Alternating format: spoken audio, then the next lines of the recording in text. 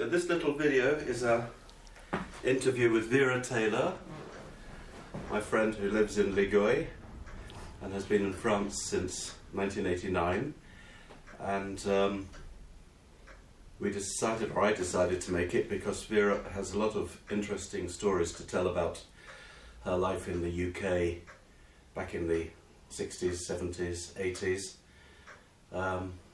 And when you moved, you were one of the in crowd in a way, weren't you? You moved in high society by most people's criteria. Yes. Well, when my husband Jerry and I moved from London to Herefordshire, we got in touch. We made friends with quite a lot of people in Haye-on-Wye, and they were all quite interesting. In fact, many people in Haye-on-Wye were interesting because people were moving out of London to live the good life, to be sort of more relaxed and freer and creative and that sort of thing. And so one of the first people we met was Richard Booth, King of Hay, the book dealer. And through Richard, I met many, many interesting people, including April Ashley, Jeremy Sandford,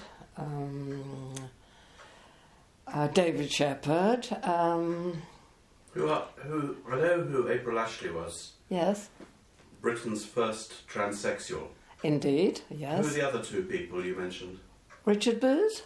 Oh, Richard Booth, I know about. Yes. But you mentioned two other people. Jeremy Sandford was a well-known writer, married to Nell Dunn, and a friend of Richard's.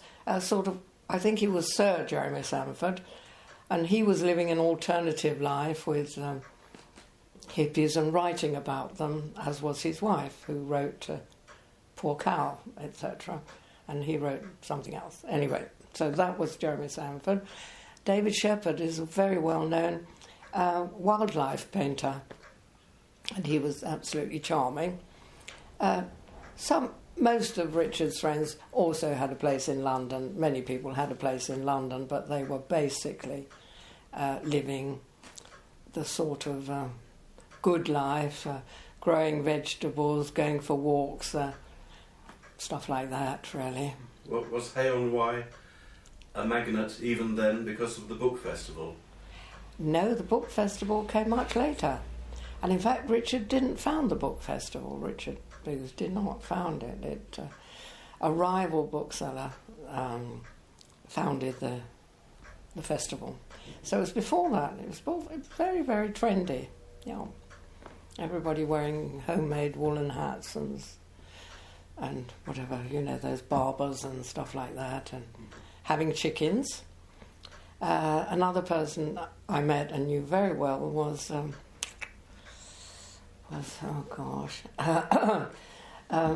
marquis. Well, I'll think of his name in a minute, but he was absolutely great. His sister worked for Yves Saint Laurent. She was Lulu, the directrice, and his name's still not coming to me, but it will in a minute. I saw a lot of him.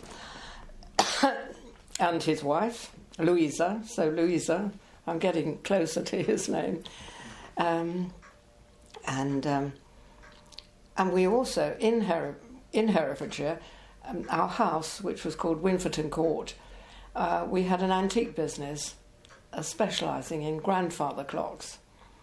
So apart from this sort of rather local, eccentric, but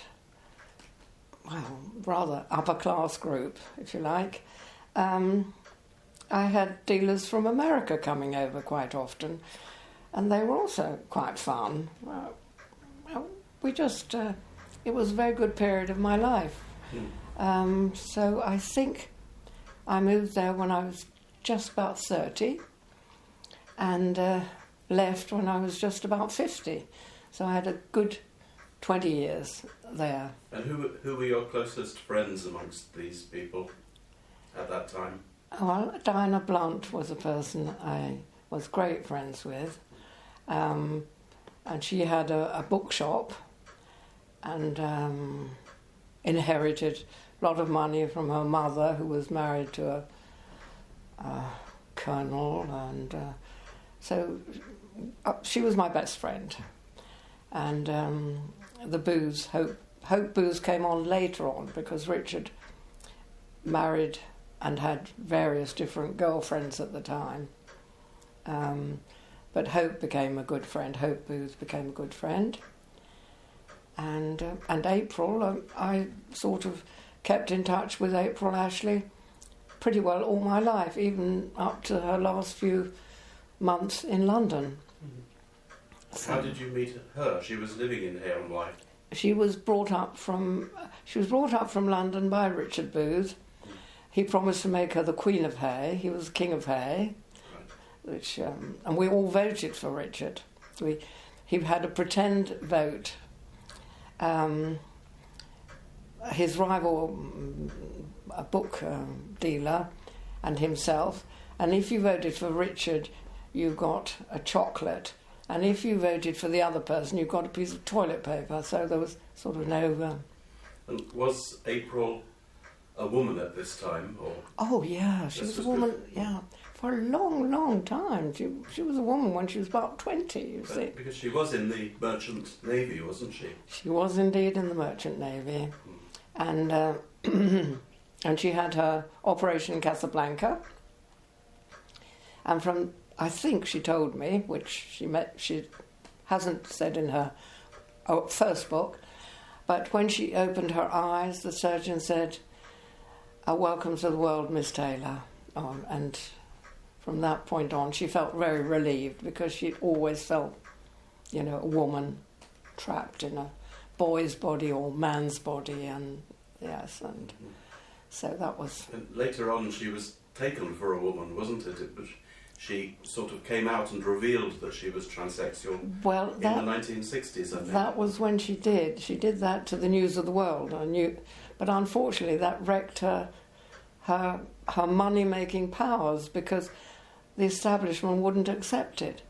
For example, I think she was in the film with Peter O'Toole and Omar Sharif, and they cut all her stuff out. Got no money.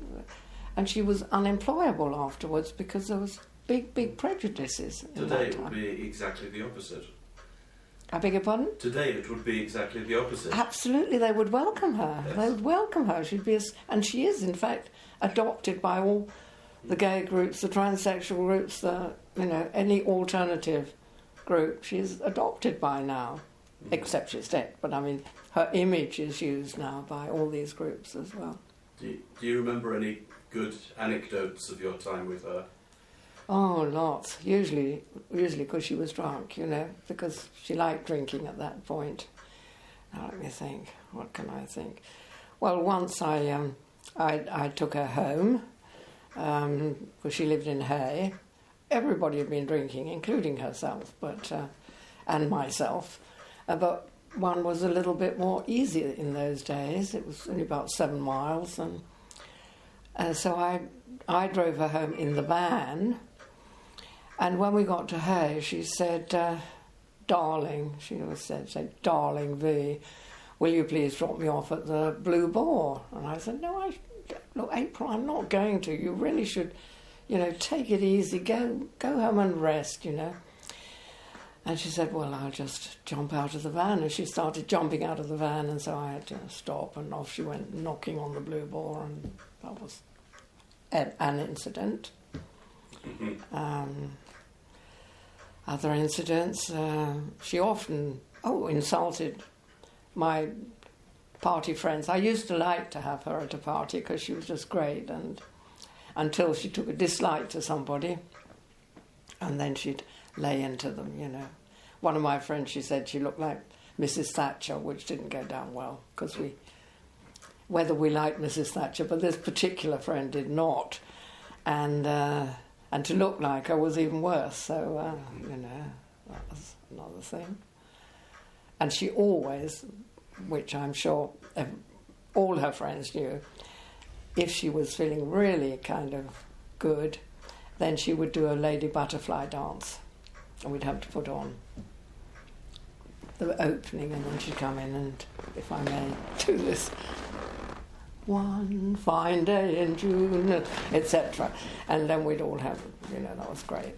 So she was great fun and a good friend, and I was a good friend to her when she got ill, later on.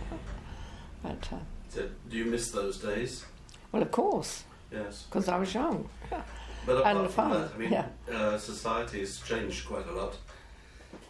Yes. In good ways and bad ways. Yeah, I don't know. And you've changed, you've moved. Yeah. You quit the United Kingdom, you came to France, you've been in France for over 30 years. Yes. Selling antiques in my home, more or less, my shop home. Stroke shop. Yeah. Yes. Yes, no, they were very good years. Well, and over here also good years, but not so satisfactory really. I was lucky enough to meet Joseph, to meet a Frenchman after I left Jerry in England, and he was, we had a great 20 years together, but it wasn't so exciting, you see, because obviously here, it's rural France is not the same as rural England. Rural England, lots of things happen, and I haven't found that rural France does. But you were in an exceptional place with exceptional people. Yes. It's probably not like that everywhere in rural England, is it? I haven't. I lived either in London or in Herefordshire, so London, lots of things happened. Herefordshire, lots of things happened. Well, Haye-on-Wye, lots of things happened. Here, I'm sure things happen, and I have met interesting people, including, because of my business, people who have chateaux, some of them fun, some, and ordinary people who can be fun.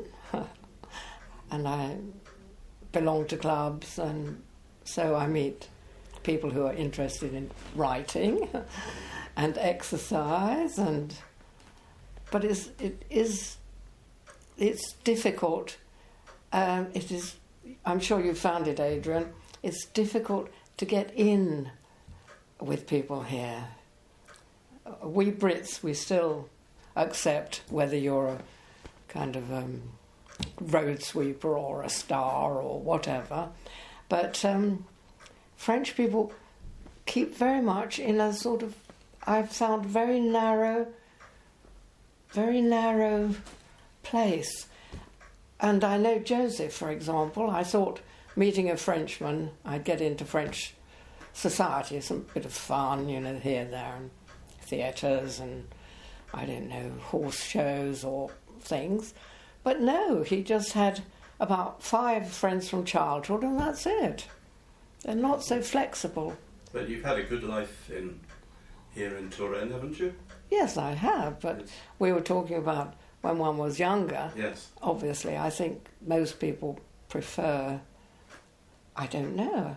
Do you know anybody who prefers their elderly years? No. No, right.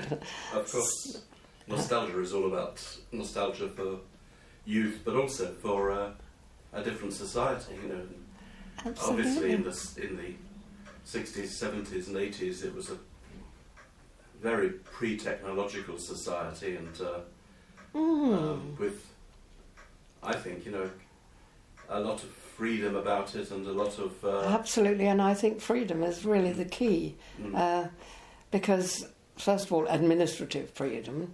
I mean, if you wanted to have hens and sell your eggs, no problem. Now, I remember when I was in Herefordshire, Winfleton, near Hay, I had chickens, rare breed chickens, and hens and rare breed ducks, and I sold my eggs. And then suddenly the EU did. I don't think people necessarily follow these instructions, but you were supposed to have all your chickens, all your hens vaccinated. Well, if you had just about half a dozen, I did have mine because the vet came back from, I don't know, Chucky Chicken or something, some factory where he did thousands, and he had a bit left in his syringe, so he did mine, but stuff you know, you were very, very free. No seatbelts. Mm-hmm. And the people that I knew were not prejudiced. And sort of earlier on, I wanted to find the truth, you know. So I went through a whole system of, you know, the Maharishi at the same time as the Beatles, dervish turning, Krishnamurti. So I thought everybody should be friends and, you know, life free. And the people in Haye had the same attitude. Mm-hmm. Yeah. And when you were in London, were you moving in the same circles, the same people? Yes. Well, I didn't know the people that I knew there, but everybody I knew thought, you know, life was full of sort of joy, and of course wars were going on. But in fact, one of my guilt feelings recently, I went to Germany, and I went just where the border was, and while I was having all this fun in Haye, they were still, the East Germans were still, East Germany and West Germany were still separated. And I had a very good German client who I saw recently, who was in Hamburg, and her relatives were in the East, but they didn't say about it. And we were insensitive to that. We kind of felt, you know, the world was like us, but apparently not.